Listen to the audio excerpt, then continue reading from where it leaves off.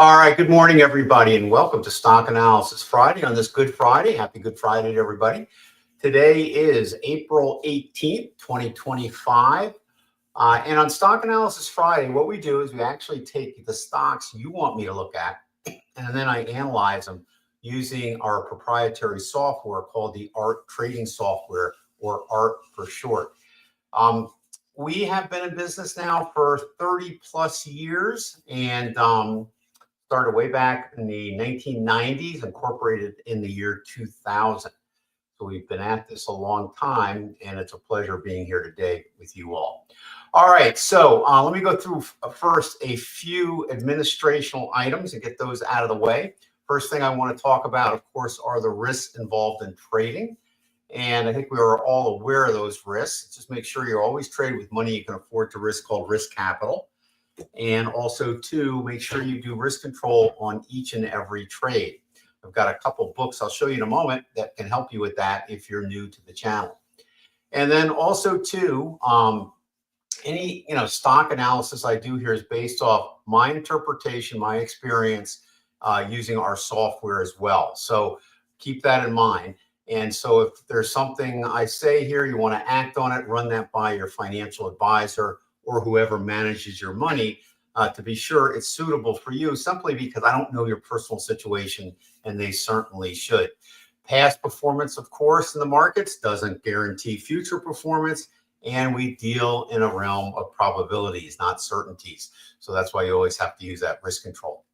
Also, too, for day traders out there, Apex Funding, which is a prop firm, is offering an 80% discount on their valuation accounts, and that's off on their funded as well as reset. So let me put a link up here in the comments area where you can use our coupon and get that 80% off.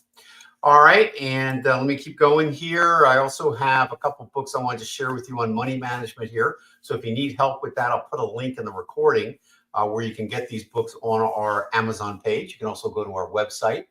I also have a brand new book called The Art of Trading, just out a few months ago, second edition, published by my publisher, Wiley.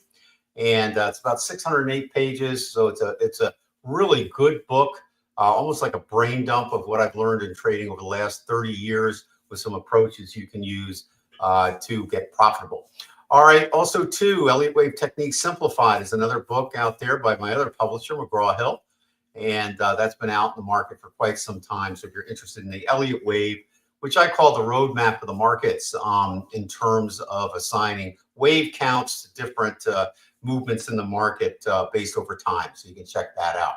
All right. Software you're going to see me use today is the proprietary ART software, along with the OWL, PTF, TLM, and ERI. We have scanners. We won't be using those today, but we do have webinars on how to use those and what they're all about. And I'll put a link in the recording area below where you can access that. We also have a specific website for our software called Applied Reality Trading, which is on the banner on the screen below. Our parent website is traderscoach.com. Also, too, we have risk reward software and calculators at the bottom as well. And then finally, give us a like. The more likes we get, the better the channel does. All right, let me come out of here. I just want to go over very briefly some of the going on in the market. So I'm going to bring up this. Hopefully you can see this okay. Let's see what we got. There you go. All right, so this is a guy by the name of Robert Prechter, and he's big into the Elliott wave as well. And back in February, he did a webinar, and I just took one of his screenshots here. And basically, back in here, he said we were up in this area here, which is a top, okay? And he said we'd probably top in 2025 to 2026. And as you can see, it looks like we may have done that, right? So he's predicting a fairly long-term retraction in the market called a bear market at this point, with lows coming down probably close, and I agree with him, to this COVID lows on that. So kind of an interesting times out here. All right, the other thing I wanted to share with you is some of my analysis here.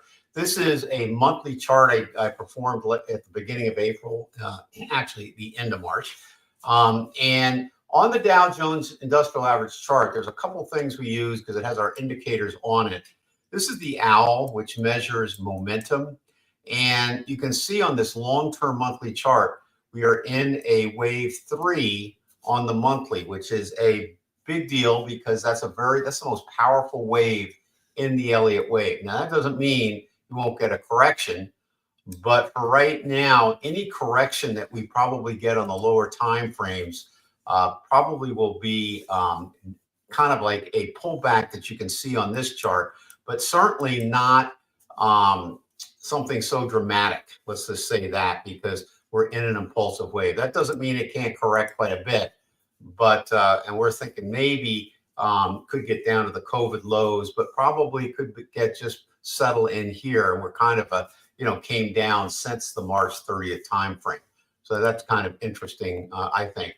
Also, too, the weekly chart, okay, has this area as well. And we are starting to get close to the red area and have gone in it in April. You can see the bearish divergence down below on the chart here. And the bear market target zone is here. So on this chart here, all right, we look like we have some stability right here at the COVID low and down in here. We also have some stability here as well. So if this turns out to be a minor correction, then that's probably where we'll end up, probably upper 20s at this point. But if it continues to go and break this support here, then the next probable area is the consolidation, or the COVID low for one, but the consolidation back in 2015. All right, so that certainly would be a doozy for sure. Okay, and then also too, let me just check out NASDAQ. You can certainly see on the NASDAQ, we are selling off. Now, I want you to look at the weekly charts on these things. There's nothing there that says bull market, okay? This is trending down. We have a red PTF here. These price bars, there's just nothing here that is shouting bull market. All right. So, if you're going to go long, it's really not the preferred strategy when you have a downtrend in place. So I think all your trading should be based pretty much to the short side at this point. And any longs you take, you've got to really pick them good. Okay. So be careful about that. S&P 500 is no different. Okay. Here we are at the S&P 500. Nothing on that weekly chart really is shouting bull market at this time. So keep that in mind, okay? And Bitcoin I want to talk about a little bit as well. So back on Sunday, we had Bitcoin in the buy zone. It was around 83,633. Today it's 84, so it's still a little up, but still in that zone.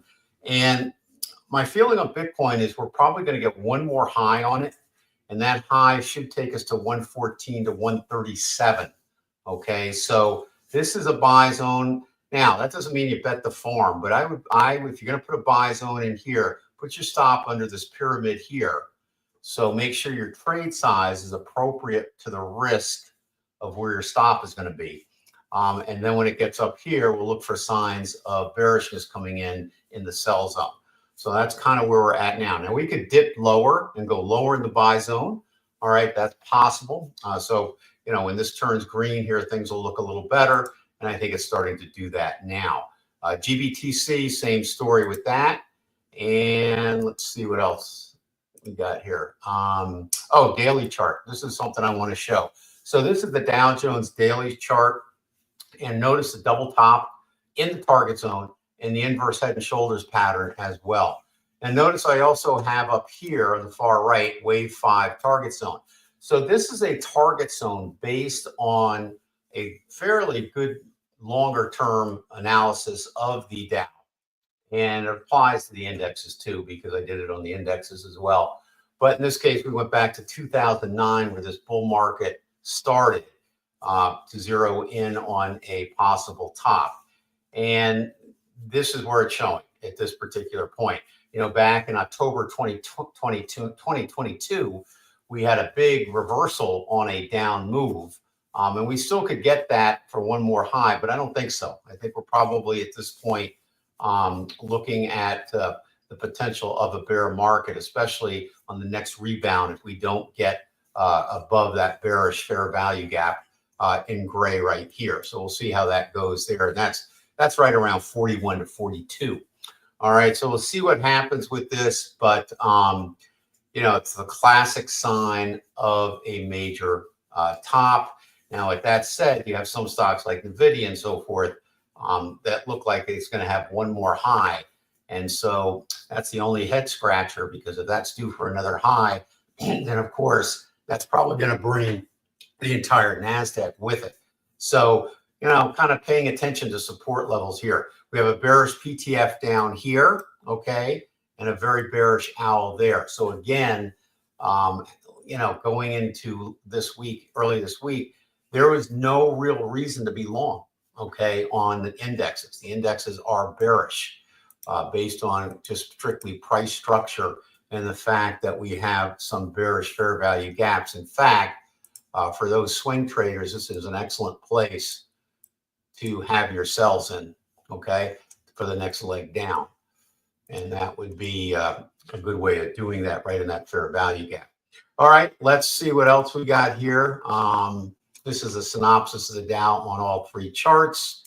And I think that's kind of what I wanted to show you there. We looked at that.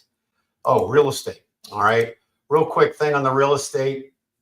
I know Zillow and everything has pulled back their appreciation percentages for this year and possibly next. They change them all the time. But going back to what I like to look at, which is the Case-Shiller Index versus the CPI, we certainly have a situation where the CPI has remained, the Case-Shiller Index has remained above the CPI. All right, of course, the CPI measures inflation.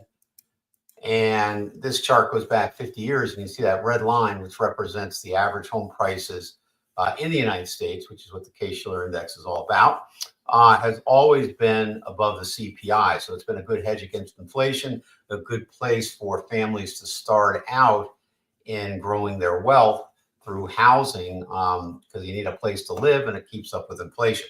Now, with that said, there's areas where, like in the regular stock market, that this situation gets out of hand, and certain circumstances in the economy cause that. But in any case, this was a financial crisis, so we know what caused that. That was the mortgages they were giving away if you could breathe, so to speak. That didn't end it well, because then a recession ended up and everybody got in trouble, overextended. And so the market collapsed. And now what I want to point out is look at where it is now, okay? To me, that's not sustainable. Now, to some people that are pro real estate, they think, you know, we don't have enough housing and we got to, you know, boom, boom, boom, boom. I'm not so sure, okay? Based on this, to me, I would think this Case-Shiller's got to move back closer to the CPI. All right, so we'll see what happens with that. But even if it moved moderately down to the 750 mark, that's still a heck of a drop. All right, even same as here, but if it got even more in line, then you're talking about a deeper drop. So think of the Case-Shiller index line, the red line, like a rubber band. You stretch it away from the CPI, and eventually it has to snap back. So based on that, I'm a little concerned about the real estate market, and so I like to share that. All right, so I'm going to go out of this right now. Markets are closed, by the way, today, obviously. I guess everybody knows that.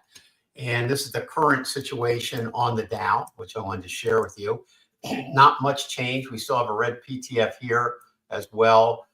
If it's going to rebound and make new highs, it needs to do it pretty soon because we're right in this band here.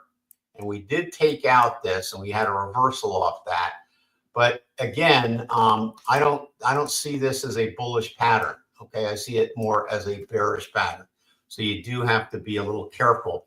And if we go over to the weekly chart here, okay, you can certainly see we had a fair value gap bearish here and here. And we came up to that. So again, we have many places we could put short orders in. We're kind of in that range right now. So it'll be interesting to see what happens this week. I'll do a full analysis over the weekend. So those of you that belong to my market forecasting report called the More will get that analysis on Sunday. I always do that over the weekend so I can release it before the week starts. All right. So now let's get into why you're here. But I do like to share that and give you kind of a clue of what's going on. All right, Stu is here with Apple and Tesla. Let's take a look at Apple. And looks a little bit like a train wreck, right? Okay, so again, I don't see any reason to be long here. All right, we got a bearish PTF on the right here. By the way, the PTF, I don't know if I really went over that, but basically the PTF is this indicator down here, and it has a 75% accuracy rate. So it's not 100%, but basically what it does is it looks at market dynamics. And when a low is put in and it turns it red, there's a 75% chance that that's not the end of the bottom, okay, so to speak. So it's going back down. Now, it doesn't mean you can't get a retracement, some covering, profit taking, but it says the trend is still down. So that's what that means. So in this case here, we certainly see the same thing. So we may find support, found a little support. The best way to look at support areas is fair value gaps and order blocks represented by congestion, okay? So that's one, okay? So we had a rebound there. This probably, if it breaks here, sometimes we find it goes a little bit below here and returns, but then the next congestion area, as you can see, before the big move was down here. All right. So that would be a place probably the shorts are aiming for. Okay. Down in that area before we get a decent move up off that bottom. So Apple, no go on this. Okay. And let's take a look at Tesla, unless you maybe want to short it. All right. And Tesla here. Okay. A little different in that we had a big overdone move, I think, based on the fact that people were kind of rebelling to the Doge thing. But we do have a green PTF on the long-term chart. So basically, we were hoping for a turnaround in this area called a fib retracement here. We didn't get it. All right. So it went back down to this order block area here, or support, okay, whatever you want to call it. This is another one here. So this may be close to moving back into more reasonable territory. We'll see. All right. So it may be an eventual high coming back up, but this retracement was a little bit lower to be a wave 4 because it took out wave 1 high on this move up. So that's the only concern I have for that. I wouldn't touch it now to the long side simply because it's still heading down.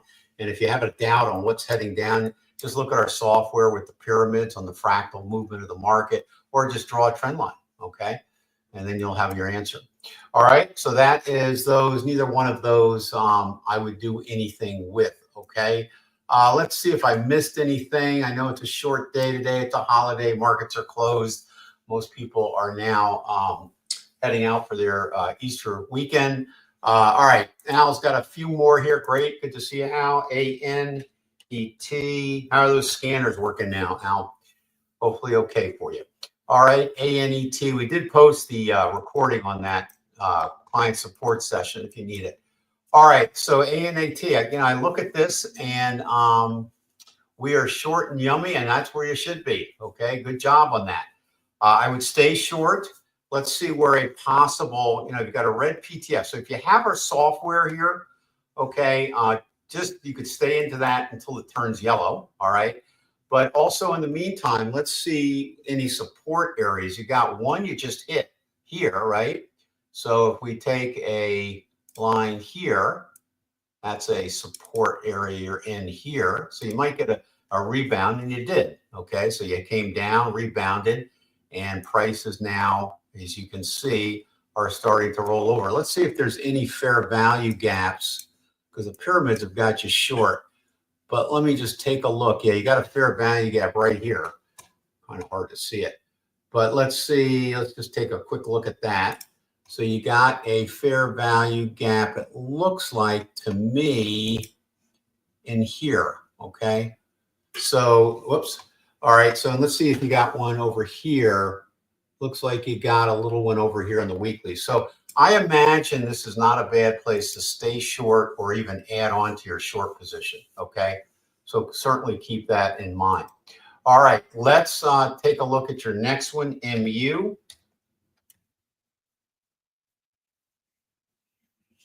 All right. Al says scanners are good.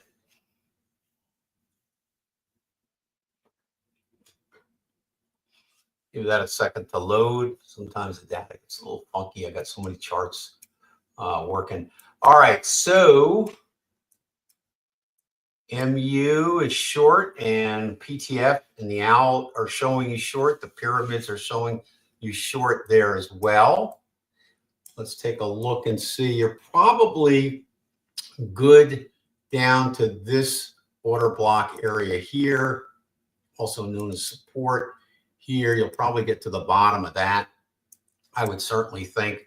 And so therefore, you're probably pretty good. You're probably going to want to cover these shorts for a rebound, I think, pretty soon. And then after that rebound, we're going to have a better idea of what the market, is this a longer term bear market, or are we going to be finished when we reach these levels of support? So that's what we're going to be really paying attention, because, anything is possible in the markets. All right. CSCO. All right. Short looks good there too. And again, this one here, you have an area here that's kind of major. Here, you got one here, but you had the rebound on that. You also have a fair value gap. For some reason, my chart in the center is not behaving itself, but you have a fair value gap here. Let me see if I can just get a line on this. Let's see if it's showing up over here. All right, let's see what we got. Let me see if I can draw this out here. All right, look, huge fair value gap from here, all the way to almost here, right there. You can see prices came up to it and reversed. If they take out this low here, that's the liquidity. That's probably what they're shooting for. They meaning major institutions, and that will turn that PTF yellow. So I would say at 52, ratchet that stop up real tight, okay? And you should be good. All right. All right. So short, okay. LOV. Oh, I thought you were sending me love there. LOV, okay. You are long on LOV. All right. And all right, so I'm seeing a red PTF on the weekly chart. So if you're making money on this long term, it looks like this is the right move. Short term, I don't think I would have taken that with the red PTF at this point. What I would wait for a pullback on this one.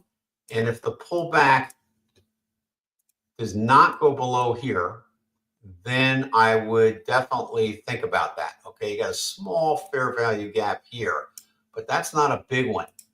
And let me see, you don't have one on the weekly. So what I usually like to look for is if I have a bottom, I'm not going to have a red PTF here. Also, too, on the longer time frame, there's no fair value gap off the bottom. Then chances are that's not a bottom. Usually you see a fair value gap form at some point in the first 3 or 4 price bars off the bottom. And then you go to the lower time frame to zero in to see if you have a fair value gap. You wait for prices to return and then go long. Okay, that's one aspect of it. So I don't see that occurring. The other way you could do it more traditionally is wait for it to retrace. And if the bottom holds and it goes back up and takes the high out, you could buy there too. Either one of those is suitable. You don't really have this here. Now, you'll probably get a decent bounce off this. Let me take a look and see. We're in a bearish fair value gap on the weekly. Okay, so that's here and here. Let me see where that would have formed. That would have been, I guess, here. So you're at the upper level of that. A lot of people playing fair value gaps would look to short there. Okay. And let's see if we have another one. You do have one more up in this area here. So on these areas here, I think a little one right there, you kind of hit that one on the other price bar, and you might have a little one here as well. So it may reach up into these higher fair value gaps. So you may have some more slight profit, but the problem is the trend is really down. Okay, so you're bucking the trend. So be very sensitive to price movements. Okay, you may even want to simply, if you're in the profit, take a trend line, do that, and if it breaks that trend line, dump it. Okay, that may mean it's reversing and heading back down. Okay, I mean that's the way I would play that, I think. All right, any more? Is that it for today? Glad the scanners are good on you. Good. Okay. I think I got them all.